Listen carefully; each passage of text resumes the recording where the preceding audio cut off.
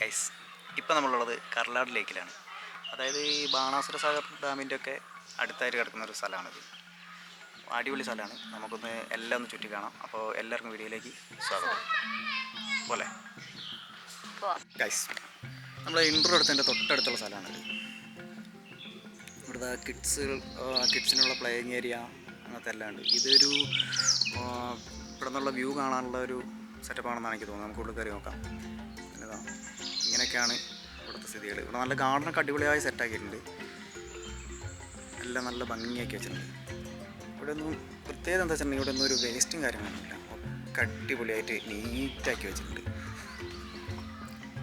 ഇവിടെ നിന്ന് ഇങ്ങനെ അങ്ങോട്ടേക്ക് വഴി ഓരോ നല്ല വൃത്തിയായിട്ട് ഓരോരോ വ്യത്യസ്ത ഷേപ്പുകളിൽ ഓരോ മരങ്ങളൊക്കെ ഇങ്ങനെ സെറ്റാക്കി വെച്ചിരിക്കുകയാണ്. നല്ല അടിപൊളി വ്യൂ ആണ്. ഇതാണ് ഗൈസ് കർലാട് ലേക്ക്. നമുക്ക് ഇവിടെ ബോട്ടിങ്ങും കാര്യങ്ങളൊക്കെ അവൈലബിൾ ആണ്. 2 ആൾ പോകുന്ന ബോട്ടിന് 350 രൂപയാണെന്നാണ് അറിയാൻ കഴിഞ്ഞത്. അതാണ് ഇവിടുത്തെ മൊത്തത്തിലുള്ള ആംബിയൻസ്. ഇങ്ങനെയാണ്.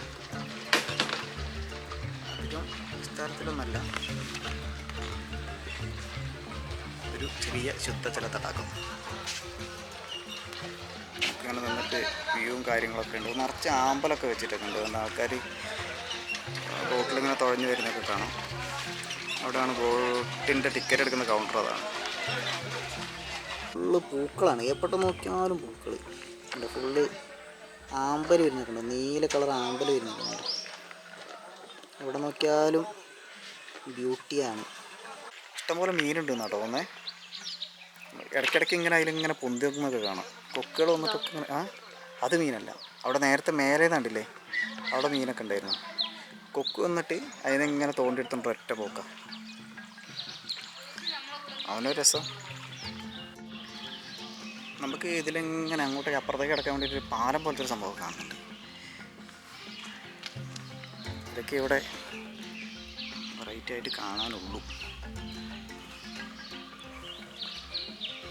ഫുള്ള് ഫോട്ടോ എടുക്കാൻ വേണ്ടിയിട്ട് കുറേ സ്ഥലങ്ങൾ റെഡിയാക്കി വെച്ചിട്ടുണ്ട് അവർ, ഫോട്ടോയ്ക്ക് വേണ്ടി.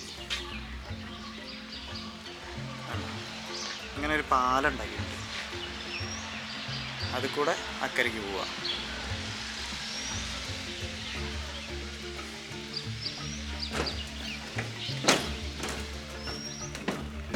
അവിടെ ലൈറ്റിങ്ങും കാര്യങ്ങളൊക്കെ ചെയ്തിട്ടുണ്ട് കേട്ടോ. ഇത് രാത്രി ആകുമ്പോൾ അത് വേറെ സംഭവം അടിപൊളിയാവുമെന്ന് എനിക്ക് തോന്നുന്നത്. അടിപൊളി സെറ്റപ്പ് ആവുമെന്ന് എനിക്ക് തോന്നുന്നു.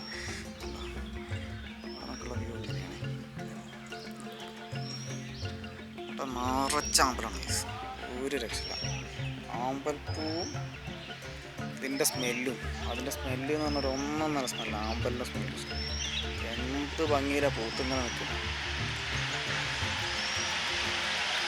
ഈ പൂക്കൾ തന്നെ കണ്ടിങ്ങനെ നിൽക്കാം. അത്രയൊക്കെ പ്രതീക്ഷിച്ചാൽ മതി. അത്രയൊക്കെ തന്നെ ഉള്ളൂ ഇവിടെ. പിന്നെ സിപ്പ് ലൈൻ്റെ ലൈന് പോയിട്ടുണ്ട്. സിപ്പ് ലൈൻ വർക്ക് ചെയ്യുന്നതൊന്നും കാണുന്നില്ല. അതൊക്കെ ഒഴിവാക്കിയതാണോ അതോ ഇന്ന് ഇല്ലാത്തതാണോ എന്ന് അറിയില്ല. പിന്നെ എല്ലായിടത്തും വിശ്രമിക്കാൻ വേണ്ടിയിട്ട്, ഇരിക്കാൻ വേണ്ടിയിട്ട് ഒരുപാട് സ്ഥലങ്ങൾ പോലും ഒരുക്കിയിട്ടുണ്ട്. അതുതന്നെ വലിയൊരു കാര്യമാണ്. കണ്ടോ, എല്ലായിടത്തും ആമ്പിൾപ്പൂവാണ്. എല്ലായിടത്തും മീനുകളും, നല്ല മീനുകളുണ്ടെന്ന് മനസ്സിലായി. കൊക്കുകളൊക്കെ ഇങ്ങനെ പറന്നിറങ്ങി റാഞ്ചി പോകുന്നുണ്ട്. നല്ല അടിപൊളി വ്യൂ ആണ്. നല്ല ആംബിയൻസ്, നല്ല കിളികളുടെ സൗണ്ടൊക്കെ കേട്ട് സമാധാനത്തോടു കൂടി ഇങ്ങനെ ഇരുന്ന് റെസ്റ്റ് ചെയ്യാൻ പറ്റുന്ന നല്ല സ്ഥലം. അത്രയേ ഉള്ളൂ കേട്ടോ. അതിൻ്റെ അപ്പുറത്തേക്കൊന്നുമില്ല. തിരക്കൊന്നും ഇല്ലാത്തതുകൊണ്ട് നിങ്ങൾക്കൊക്കെ നന്നായിട്ട് ആസ്വദിക്കാൻ പറ്റുന്നൊരു സ്ഥലമാണ്. വന്നിരിക്കുക, കുറച്ച് നേരം കഥകളൊക്കെ പറയുക, തിരികെ പോവുക. പിന്നെ കുറേ ഫോട്ടോസ് എടുക്കുക.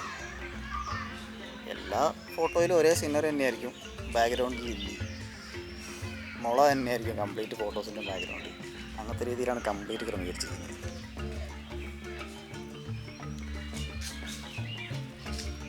ഇഷ്ടംപോലെ പക്ഷികളും ഇതൊക്കെ കണ്ടങ്ങനെ ആസ്വദിച്ച് ഇങ്ങനെ കുറേ പാലങ്ങൾ ഉണ്ടാക്കി വെച്ചിട്ടുണ്ട്. ഇതിൻ്റെ നടുക്കൂടെ നമുക്ക് നടക്കാൻ പാകത്തിന്.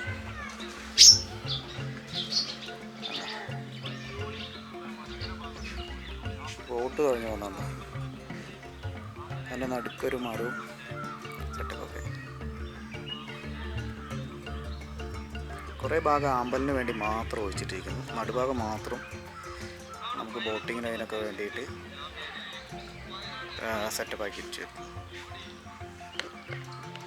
എവിടെ നോക്കിയാലും ഫോട്ടോ എടുക്കാൻ പറ്റിയ സ്ഥലങ്ങൾ. ഇതുണ്ടോ? ഇതിൻ്റെ നടുക്ക് എങ്ങനെയായിരിക്കും ഇങ്ങനെ ഒരു മരമൊക്കെ വന്നേ? കൊക്കുകൾക്കും പക്ഷികൾക്കൊക്കെ വന്ന് റെസ്റ്റ് ചെയ്യാൻ വേണ്ടിയിട്ട്, മീൻ പിടിച്ചിട്ട് റെസ്റ്റ് ചെയ്യാൻ പറ്റിയൊരു സ്ഥലം. ഇത് വെള്ളത്തിൽ വളരുന്ന ചെടിയായിരിക്കും അല്ലേ? ഇല്ലെങ്കിൽ പണ്ടേ ചീഞ്ഞു പോകില്ല അല്ലേ? അവിടേക്ക് എന്തോരം ആമ്പലാണ്.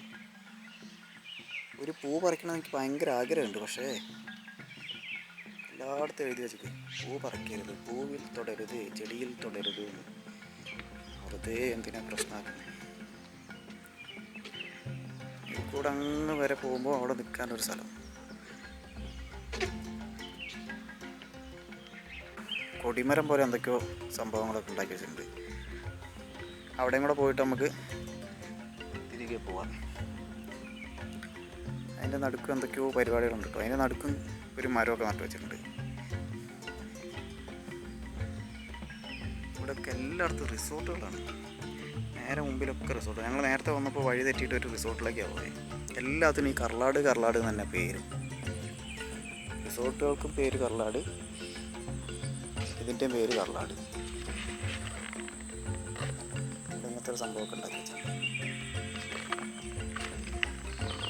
അങ്ങനെ പറ്റത്ത് പോയിരിക്കുന്നുണ്ട്. എന്തോ ഫോട്ടോ എടുക്കലും പരിപാടിയൊക്കെ ആയിട്ട്.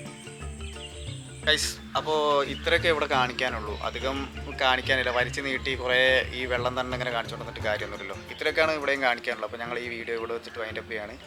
വീഡിയോ കണ്ട എല്ലാവർക്കും നന്ദി.